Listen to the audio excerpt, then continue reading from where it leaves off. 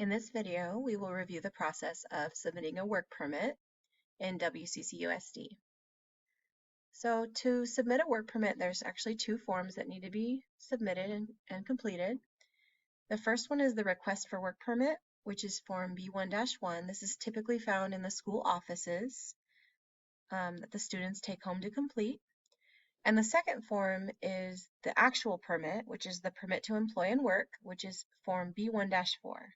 This has been digitized in Inform K-12, and I will review the process for completing that shortly.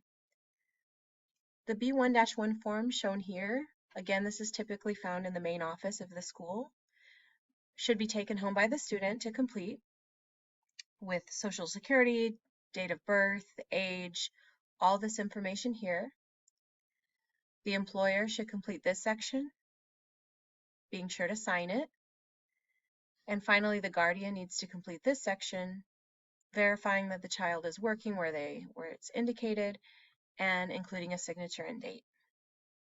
Once the student returns that form to the school official, typically a counselor or office personnel, should complete this final section of the B1-1 form here. So to do that, that person would need to verify the student's age, probably using PowerSchool, and their last quarter, the previous quarter GPA. Common misconception is that you look at the cumulative GPA for this, which is not the case. That person would need to look at the student's previous quarter GPA and write that GPA here. At which point they'll initial and sign and return this form, a copy of the form to the student, and keep the original for their records. The completed B1-1 form will be used in the second step of the process. So once that form is completed, that school office personnel will initiate the B1-1 form via Inform K-12, and there is a link on the flyer to that form. And that will look like this. So you'll go to form, and the yellow highlighted areas are what the initiator will complete. You'll probably say, since school is in section, just general. That person will complete all the minors information here. The really important part here is that this number, the maximum weekly hours, matches and aligns with the allowable hours given by the West Contra Costa Unified School District. So again, it goes from the last quarter GPA. The guideline is here.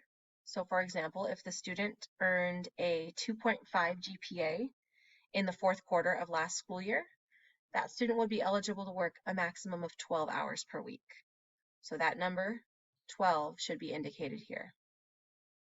Finally, the office personnel will include the place of work's name and the address.